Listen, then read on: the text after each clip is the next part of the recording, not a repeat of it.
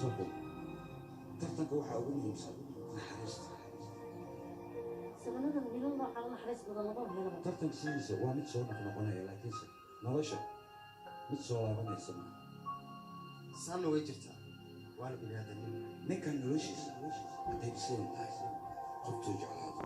nolosheeda soo dhigi doonta taas waxaa sii dooxa dhaqankiisa caadadiisa marnaba kama taha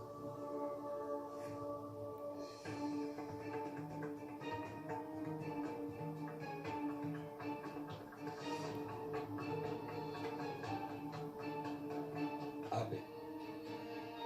waxaan kugu ducaynaya camrigaaga inuu dheeraado